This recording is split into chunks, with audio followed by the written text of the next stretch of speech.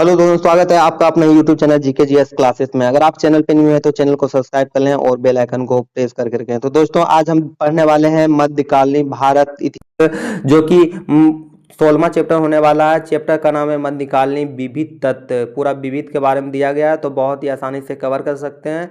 और इसमें सारा का सारा जो है निचोड़ और वन लाइनर क्वेश्चन कराया गया है। ठीक है, जैसे खान सर के पॉकेट जीके हो, लूसेंट हो या स्पीडी हो या घटना चक्र हो, सारा का सारा एक निचोड़ वन लाइनर क्वेश्चन बनाया गया है। तो यहाँ बहुत ही आसानी तरीका से आप किसी भी अगर परीक्षा तैयारी करते हैं तो यहाँ से कवर कर सकते हैं। तो बिना समय गवाए हम चलिए देखते हैं क्वेश्चन को और कवर करते हैं। ठीक है, तो मेरा पहला जो प्रश्न है दोस्तों वो है, तारिक ए फिरोजा शाही किसकी आत्मकथा है? तो फिरोजा शाह तुगलक का है, ध्यान में रखना है। अगला प्रश्न है दोस्तों कि अब्दुल अल्लाह मलिक इस्लामी के किसके विषय में लिखा था? तो अलाउद्दीन बहन नशाह के बीच में लिखा था, ध्यान में रखना है।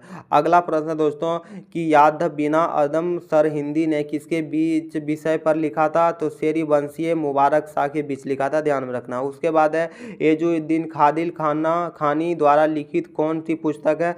तो इसका आंसर हो जाएगा दोस्तों कि भारतीय संस्कृत के ग्रंथों का अनुवाद नक्षत्र शास्त्र में सम्मिलित पुस्तक है, ध्यान में रखना। अगला प्रश्न है कि रहला नामक पुस्तक किसने लिखी थी? तो तैमूर ने लिखा था, ध्यान में रखना है। अगला प्रश्न है दोस्तों कि जफरनामा किसकी आत्मकथा है? तो तुगलक कालीन इतिहास का है, ध्यान में रखना है। अगला प्रश्न है कि सराफ अलीदीन अली जंदी द्वारा लिखित कौन सी पुस्तक है? तो तैमूर की जीवनी लिखा हुआ है, ध्यान में रखना है। अगला प्रश्न बहुत इंपॉर्टेंट प्रश्न है कि तारिक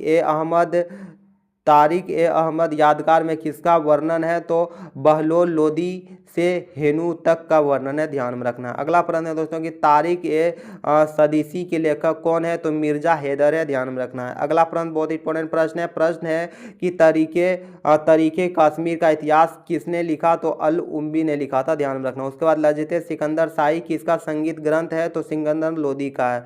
उसके बाद अगला प्रश्न बहुत इंपॉर्टेंट प्रश्न है कि तुलाब उल अव्वाल के लेखक कौन है? तो जीरी छिन मध्य मुकंद ओफी है, ध्यान में रखना। अगला प्रश्न बहुत इंपॉर्टेंट प्रश्न है कि कुबुतुल इस्लाम मस्जिद का निर्माण किसने कराया था? तो ऐबक ने कराया था। उसके बाद है 2.5 दिन का झोपड़ा किसने बनवाया था? तो ऐबक ने बनवाया था। बहुत इंपॉर्टेंट क्वेश्चन है, ध्यान में रखना। अगला प्रश्न है जैसे कुतुब मीनार का निर्माण किसने शुरू करवाया और किसने पूरा किया? तो ऐबक ने शुरू करवाया था। उसके बाद इल्तुतमिश ने पूरा किया था, ध्यान में रखना। अगला प्रश्न है दोस्तों कि इल्तुतमिश की कौन सी इमारत बनाई थी?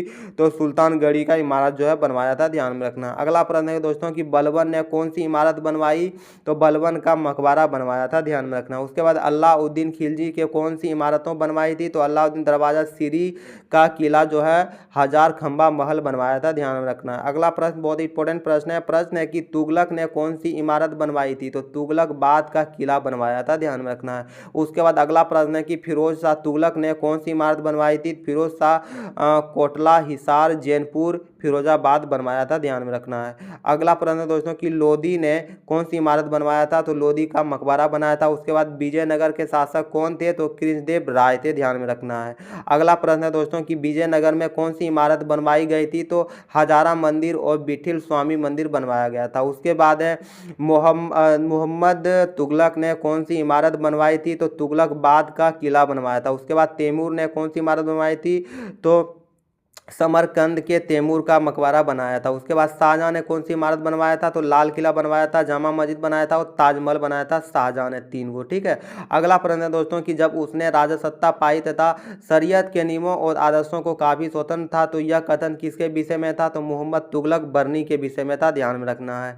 अगला प्रश्न है दोस्तों कि मैं भारतीय तुर्क हूँ और तुम्हें हिंदूवादी में उत्तर दे सकता हूँ, अरबी की बात करने के लिए मेरे पास मिस्री शक्कर नहीं है, यह कथन किसने दिया था? तो अमीर खुसरो ने, जो कि तारिक ए फिरोज शाही में अलाउद्दीन के विषय में दिया था, ध्यान में रखना है। अगला प्रश्न है दोस्तों कि राजकीय कूट महाकूट का प्रत्येक मोती गरीब किसान के आसपुरती आंखों में गिरी हुई रक्त की घनीभूत बूंद है, यह कथन किसका था? तो अमीर खुसरो का था, ध्यान में रखना है।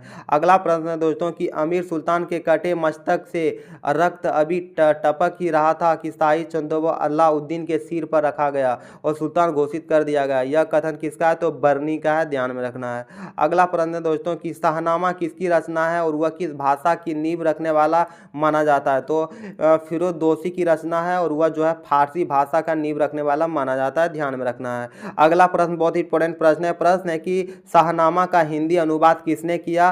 तो रजनीकांत शर्मा ने किया था, ध्यान में रखना है। उसके बाद प्रश्न है कि बलबन एक उत्तम अभिनेता था और अपने दर्शकों को आधुनिक फिल्मी सितारों की भांति मूत्र मुग्ध रखता था। तो यह कथन किसका है। तो के निजामी का है, ध्यान में रखना है। अगला प्रश्न बहुत इंपॉर्टेंट प्रश्न है कि उत्तर भारत पर तुर्कों की विजय का एक महत्वपूर्ण पहलू नागरिक क्रांति थी। तो यह कथन किसका है। तो एम हबीब का। इसी प्रकार से आप chapter wise objective online question को कवर करना चाहते हैं तो हमारे चैनल को सब्सक्राइब करें और सारा का सारा प्लेलिस्ट से आप देख के कवर कर सकते हैं चैप्टर वाइज। ठीक है, तो मिलते हैं नेक्स्ट वीडियो में नेक्स्ट टॉपिक के साथ। तब तक के लिए बहुत बहुत धन्यवाद।